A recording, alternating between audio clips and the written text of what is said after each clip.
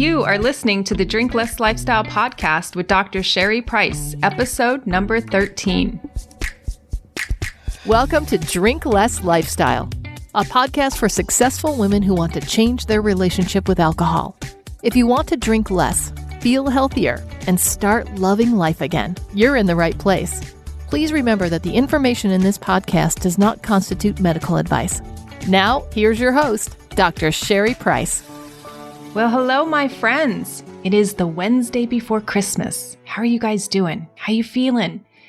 Over here, I am super excited. My soul is bursting with love. I know this year looks different, and it looks different in our household too. I have to say, I'm seeing that we have less presents, less people, less travel, less food, less stuff. But I have to tell you, I'm just as happy, if not more. My soul is bursting. I feel that I'm more connected to myself. I have more love, more joy, just more room for the happiness and just this time of year. And I really think that's because I know that all that stuff isn't really what makes me happy and fulfilled. I know that it's my own brain that creates my feelings, and I know how to tap into that as I've shared on previous podcasts. And I think that's the beauty of doing this work. Yes, it's wonderful to be in control of drinking. Yes, it's wonderful to get your life back, but it's also wonderful to know how exactly to take care of yourself and how to do that in a way that feels uplifting, that feels true to you, that feels in alignment with who you want to be, and not ashamed to share it with people or not ashamed to be who you are in the world and just to show up fully authentic as yourself. So Merry Christmas, my friends. Happy holidays, or whatever it is that you celebrate this time of year. I just know we have so many wonderful things, blessings, gifts in our life to be thankful for.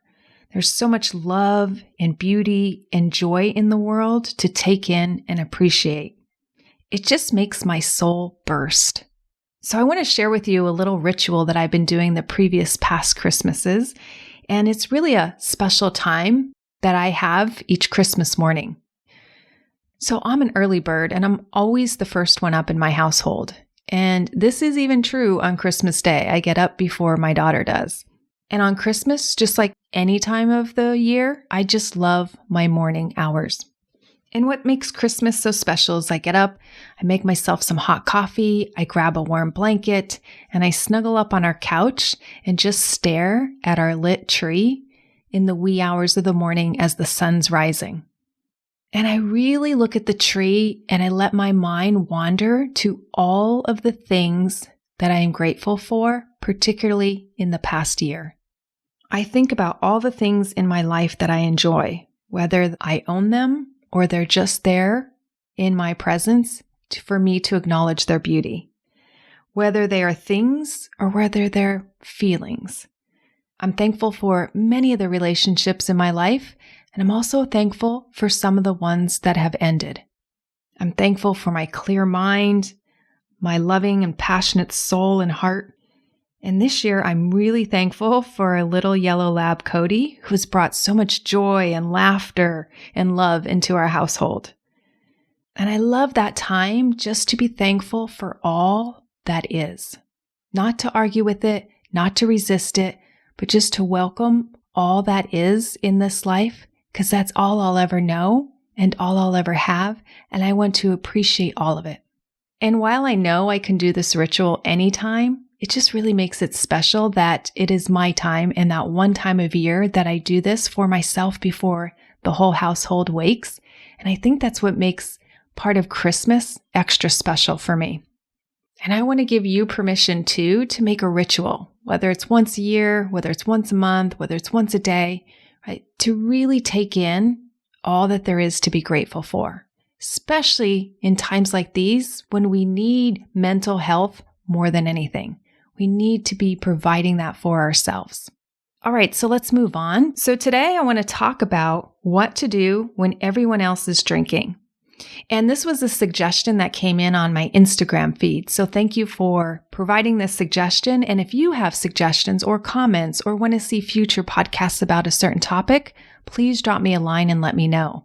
I am all ears, and I really want to know how to best help you. So I do get this topic come up from my clients in various forms. So they ask, what do I do when my spouse drinks? Or what do I do when my friends all drink and I'm not drinking? Or I'm at a work event or my colleagues are drinking and everyone else is drinking around me. What do I do? How do I handle myself in that situation? So first of all, I want to say that it isn't a problem at all unless you have an overdrinking problem, right? Just think about the people that can control their drinking. This isn't a problem for them, but it becomes a problem for us that have been exposed to excessive drinking or have been overdrinkers, right? Because for us, it just feels awkward not to take a drink or not to keep drinking. So it's a skill that we just haven't practiced in a while. And I also want to offer, when you do get the ability to be in control of your drinking 100% again, that it really doesn't matter what other people do, ever. And you never will feel like it's a problem because it's just not. So I just want to share with you that your mind thinks it's a problem because you don't have the control over alcohol that you want to have. That's the only reason. And I also want to remind you that just because someone else is doing something doesn't mean that we have to jump in. So if someone else lights up a cigarette and you're not a smoker, would you feel compelled to join in? No. If someone around you or everyone around you starts cursing and you don't curse, do you think you would join in? Probably not. Or let's take another example. If everyone at the party starts doing heroin or cocaine, would you be sitting there saying, oh, I don't know what to say. I don't know what to tell them. They might be offended. Heck no. You would be like, no, I don't want any. Thanks. Right? Because you don't have desire and because you truly don't want it, it's not a problem. So you just say no. So I think it's just interesting that we treat alcohol differently than other substances. But when we remove alcohol from that equation and put in a different substance, do you see how the mind is like, oh, it's not a problem. Why was I making it such a problem? And that's what we do with drinking, particularly in our society, because our society not only glamorizes drinking, it also stigmatizes drinking. So it makes us feel like we go back and forth on this drinking thing. And the only time we go back and forth on it is when we really can't control our drinking. So sometimes my clients will say that they're worried about what others will think of them if they decline a drink or if they don't go with the flow. So maybe you're thinking that by saying no to a drink, that you think that they will think you have a problem. So let me say that again. So maybe you're thinking that saying no to a drink, that they are going to think that you have a problem with drinking, which that's so weird because why would they think you have a problem just because you say no, right? Just like if you turn down a cigarette or you turn down cocaine, right? They're not going to assume you have a problem. The reason you might be thinking that they're assuming you have a problem is because that's what you're thinking, right? So you're taking your thoughts and projecting it onto them. So let me just say that if you don't have a problem with it yourself, you're not going to see the situation or the event or the people as a problem. And I think that's because when we truly don't have desire for it, there's no issue at all because we clearly will say no and not feel conflicted. And when you say no, you just say no, right? There's no extra reason. There's nothing else thrown into the story. It's just like done, easy, no. So I want you to consider, why is it hard for you to not drink when others are drinking? What's the real reason you don't want to say no, or the real reason that saying no is so difficult? Is it because of your desire for the drink? Well, we talked about in previous episodes how to change that over-desire, why that over-desire exists in the first place, and then the steps to take to change it. Now, sometimes my clients will tell me that it's because they don't want to make others feel bad about their drinking. So that's why they don't want to say no to their own drinking. So really think about that. So by you saying no is making someone else feel bad about how much they are drinking? Well, maybe. And I have to ask, so what if it does? Wouldn't that be potentially helpful to the person instead of just doing what they always do and ignoring what they're doing to their body and ignoring how much they're consuming if they've been ignoring it? wouldn't that be the more loving thing to do if you really care for this person and they are your friend? I mean, let's face it, we don't really want to advertise, let's just drink more and more and more, because we know that ruins lives, ruins health, ruins relationships. So I feel by saying it for myself, it's the most caring thing I can do for myself, as well as it's the most caring thing I can do if it wakes somebody else up to how much they're drinking. So I feel it as a win-win and a very loving, caring thing to consider. But I'm sure that's not how society trained us, right? We just think we should go along with the tribe. That's our primitive brain. We don't want to do what's different than the norm. We want to go with the flow. We don't want to make any waves. All of that story that's going on in our head or beneath the surface that we're not even aware of. And so if you're still feeling bad about bringing awareness to it because you're worried about how you're going to be perceived, I want you also to consider asking, why are you letting their issues block you from leading the best life that you want to live and get to the goals that you want to get to? Why are you letting somebody else interfere with that? Why are you making your drinking about them when it really is about you? So let's face it here, my friends, no scapegoats. By blaming other people, it really doesn't help our journey at all, and it's the fastest way to give your power away. And spoiler alert here, most people, it's not going to bring up anything with their drinking, right? They're not going to be considering it in the moment, probably why they're drinking. So we're making an issue out of something that really isn't an issue. So I just want you to consider to please do yourself a favor and don't blame your drinking on someone else or some party or the social life that you have or because you live in a boating community or a skiing town or just some other thing that this is your social life and this is what you must do. Because when you do that, you give all your power away. And when you give all your power away, of course you feel powerless. And then you wonder why your drinking doesn't change. So I just want to remind you that you don't need to change your friends, where you live, your spouse, your lifestyle, your boating excursions and activities, your skiing community. None of that needs to change for you to change your drinking. And so I would say, just stop telling yourself this. Stop saying it's because of these things and really take full ownership of your overdrinking habit, right? Because we know deep down that your drinking is about you and you are the only one that can change it, which I think is great news, right? Because we don't have to change our environment. We don't have to move to a new city. We don't have to get a new spouse. We don't have to change all of that in order for us to change. And the funny thing is, I've actually seen some of my clients up and move, and they think, oh, this move, it's going to be a fresh start, a new house, a new community, a new environment. And so I will start a new habit then, right? And so they're, again, excusing away all their power, and maybe it works for the first month or two because they're unloading boxes and they're distracted and they're not thinking about it. But once they're settled in, what I find is if they're not doing the work on themselves, even though they're in a new environment, guess what happens? The habits come back. That drinking pattern enters their life again. Because, as I mentioned, it's not about the environment, the friends, the home, or the whatever that's causing your drinking. It's your thinking. Always, always your thinking. Another reason I hear from my clients is that, well, when I go to these parties or I go to these social events or I hang out with these people or I hang out with my husband, it's expected of me to drink. My husband expects that when he pours a glass, he's going to pour one for me.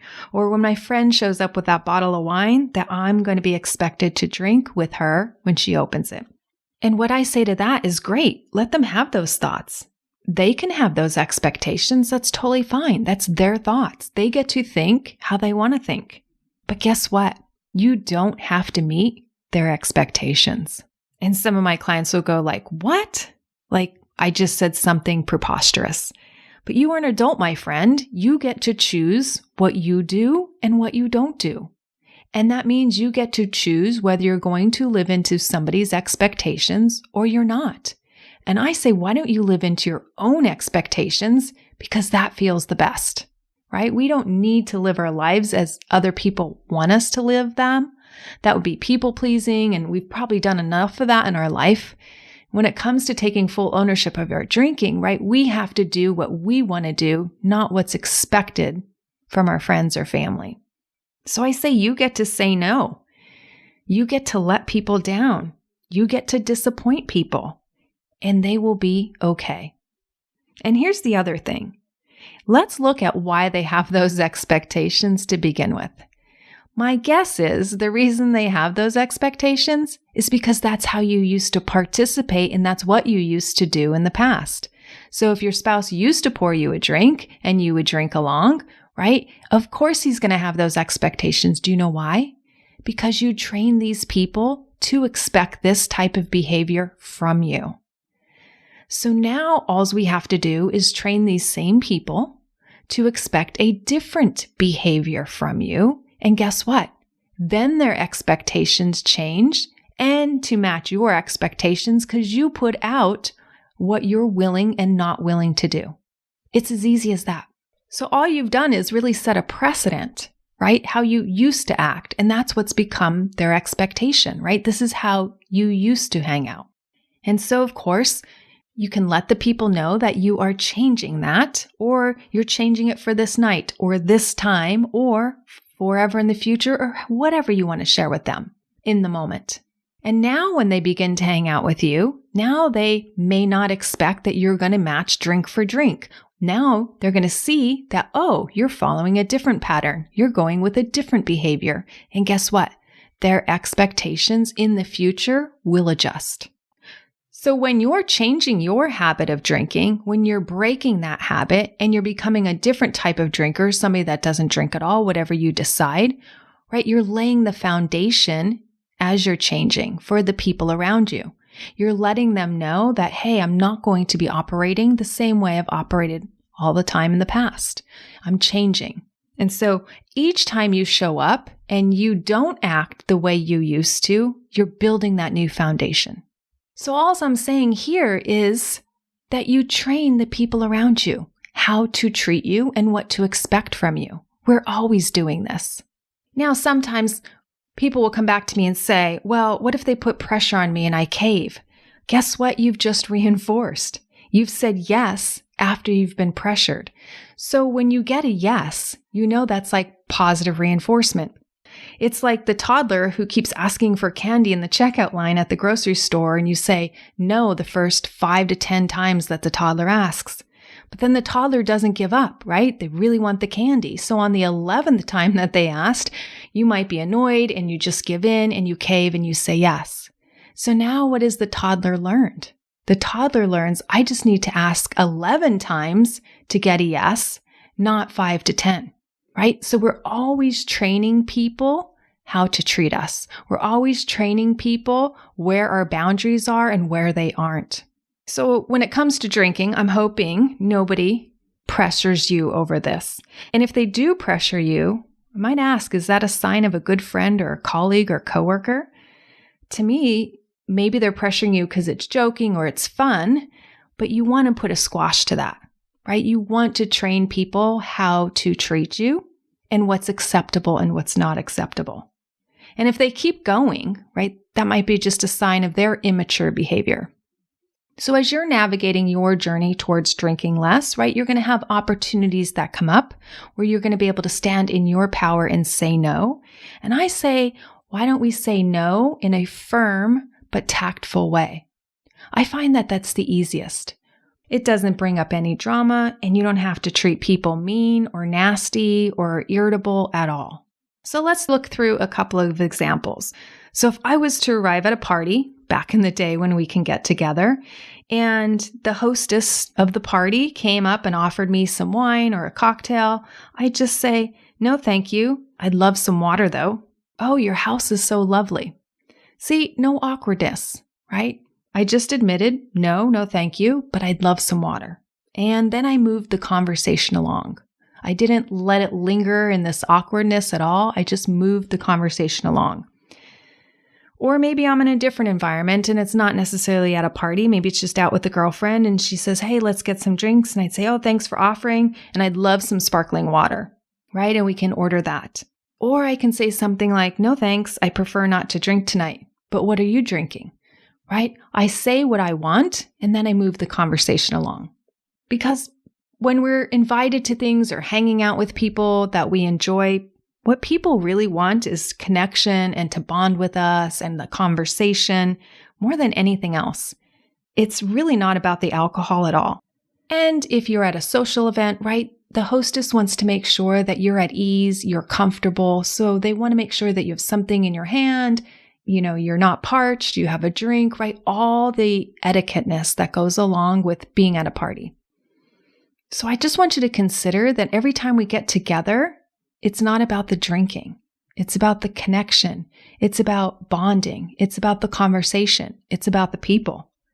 And so what's in your glass is totally irrelevant to the actual party or the actual thing or event that's happening. So just because you may decide you're not drinking that night or maybe stopping after one, I'd like to also suggest that you let your friend or your spouse decide how much and when they want to drink, and that it's totally their decision to make and not yours. You get to say yes or no for you, but they get to decide for them as adults. Because that's really all you can control, right? Is you. And I want you to learn how to take full responsibility and full ownership of the alcohol you do allow, as well as being able and having the power to say no to the alcohol you don't want to allow. And what I like to say is just to say it and be done.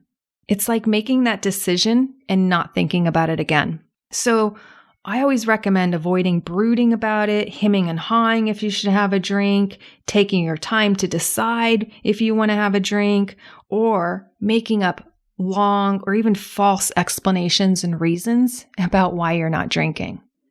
And so these are some of the ones I hear commonly amongst the women that I coach is, oh, I'm driving, or I'm on antibiotics, or some other elaborate story about a recent food poisoning that their stomach still feels queasy from, or they're following a new diet and it doesn't allow for alcohol, or yada, yada, yada, right? They make up these excuses, or they invent these excuses, or they just talk about these reasons of why they're not drinking. And I like to just remind you, really, no one really cares about the reason. I mean, maybe your best friend might be different, but in a social situation, right, just don't go into all the reasons.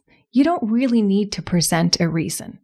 And I'll tell you the reason you don't want to present a reason. It's because now you're giving their brain, something to think about and potentially solve. Because if they're thinking, oh, the reason you can't drink is because you plan on driving, well, let me solve that for you. And so they'll provide you with options because maybe they think you haven't thought of these options. So they might say something like, oh, well, you can stay here if you have too much, or we can call an Uber for you, or I'm not drinking since I'm the hostess and I wouldn't mind driving you home. So now you've started this whole discussion about how you can drink when your plan was not to drink, but you weren't clear about your plan of not drinking. You were blaming it on your driving. So here they're trying to be helpful to problem solve, and it's really not the problem because it wasn't the truth, or if it is the truth, you're using it as a reason and you don't want all these other reasons, right? So even if you are driving, why don't you just say no? No, thank you. I prefer not to. No, I'd love some sparkling water though. Do you have any? Right? Like by giving reasons, we're also inviting conversation in around this so they can say, oh, maybe you can still enjoy some alcohol if that's what you want. Or wait, you have a sour stomach? Oh, well, let's get you a Bloody Mary because there's, vitamins in that. And you probably lost some vitamins from the food poisoning. Or maybe you need vitamin C to boost your immune system. So I'll make you a mimosa, right? So you're just inviting in problem-solving conversation that's focused on the alcohol. And what I rather is having discussion, not about the alcohol. Because the alcohol is totally irrelevant, right? So I say what you mean and move on. And really think about it. If we would all be more truthful in this world, we could save a lot more time and energy for important topics and important conversations. So I agree with you. Don't make an issue about not drinking. It shouldn't be an issue. It doesn't need to be an issue. So my formula really is just to state what I want, which is not to drink, and then move the conversation on. So no, thank you, and then bring up something else. Because sometimes just ending with no or no thank you can leave the conversation kind of in a bit of an awkward state where the person is like, what do I say next to that? Why not? Right? So it's like when you ask your friend or your spouse at the end of the day, like, hey, how did your day go today? And they respond, not so good. And they just end, right? So it's kind of awkward. It's like, well, what do I say to that? Do I pry? Do I ask more questions? Like, well, what didn't go so well? And why aren't they just telling me this? Why did they just stop there? Right? So sometimes a no or a no thank you can feel that way. Of course, not when you're ordering at a restaurant, but when you're engaging with another person. So just make sure you move the conversation along. The last part I want to address is, what do you make it mean if you don't drink when others are drinking around you? And I think this is a fabulous question because it really gets, again, at the root of what's going on. Like, why is it a problem? What are we making it mean if we are choosing not to drink when everyone else is drinking around us? So what I commonly find from the women that I coach is I get these 4 responses typically. Well, people won't think I'm fun. People will think I'm boring. I won't have fun, or I feel like I'll be missing out. So I just want to point out there's a couple of things going on here. One is that we can't control what other people think of us. I know we want to, and I know we try, but we just don't really know what others think of us. And they may tell us, and if they tell us, well, who knows if they're telling the truth or not truthfully, right? So do we really ever know what they're thinking of us? And then I also like to think, well, that's for them to think about. And what am I doing in their brain? That's none of my business. Because really, I can't change the way they think. I may think I can. I may think I can manipulate them into thinking better of me or higher of me. But can I really do that? Do I really have that power? Absolutely not. I just want to give you an example. Let's say you are the nicest, sweetest, most generous, most kind person in the world. But will that guarantee that everybody will think about you the same way and that everybody will like you? I highly doubt. I know there'd probably be some people who would think you're too generous, or they might be jealous and have jealous thoughts of you, or they might think you were a doormat because you just say yes all the time, or some may even say that you don't handle your money responsibly since you're always giving it away. People are going to have opinions about us. And we can't do a darn thing much to change them. We can try to influence them. We can try to make them like us, but there's no guarantee that we're going to be able to achieve that. And listen, if we can control the people, I'd be all for it. I'd learn all the techniques and I'd be able to teach that stuff and I would love it. But we just can't. So I think, why try and spend all that time and mental energy trying to control something that we really can't? Wouldn't you rather spend that time and energy on something you can control, like your health, like feeling good about yourself, learning how to have fun with alcohol, learning not to need it so much, learning to cut back, learning to control it, or maybe learning to have a life without it? All of that is within your control. Which brings me to my next point. Alcohol doesn't bring the fun unless you assign that meaning to it. Now, you can outsource your fun to alcohol. And do you see what kind of fun the alcohol creates when you've had too much? For some people, they turn really into jerks. They turn into hotheads. They become very argumentative. They may say unloving things. They may pick fights. Some people get super giddy and laugh, and quite honestly, laugh too much about crazy things and may wind up making a fool of themselves, or telling the same stories over and over again, or telling stories that you can't remember the next day. I used to think that was fun, but then I started asking myself, is that really fun? Is that how I really want to spend my life? And I have to say, I used to think in my mind it was fun, but then I thought, wow, my brain has a distorted concept of fun because I really don't think all that is fun anymore. And I don't even think I thought it was fun when I was doing it. I was just telling myself it was fun. So I just want to tell you, my friends, that you bring the fun, your energy, your presence, the way you relate to others, the way you listen and care for others, the way you laugh and you joke with one another when you're clear-minded and you're not losing your filter and you're not embarrassed or having regrets the next day for what you said or didn't say or can't remember. And if you still want to hang out with these people again, that means you truly enjoy them, not clouded by alcohol. I know some of my clients will tell me that they drink to tolerate others. And I find that really interesting because why would you stay in situations and in relationships where you feel you have to tolerate people? Because if you feel like you have to tolerate them deep down, to me, that sounds like you're not enjoying them. You find them annoying. You find them not lifting you up and providing what you want for your life. And when we use alcohol in that way, right, as I talked about in my previous episode about coping means we're effectively dealing with something. And that is not an effective way to deal with personalities, right? There are other modalities we can take, right? Maybe setting proper boundaries, maybe thinking about if we want to continue this relationship or not. And if so, how can we go about that in a way that fulfills both parties?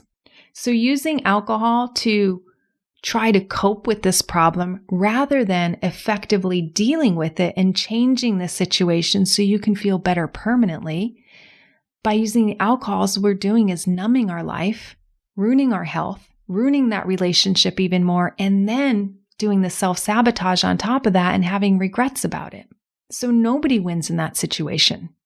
And then lastly, if you feel like you're missing out when you're not involved in the drinking, I want to just ask you, exactly what are you missing out from? And when I ask this question of my clients, I get answers all over the board. But one that comes up a tad more than the others is, well, then who am I if I'm not drinking?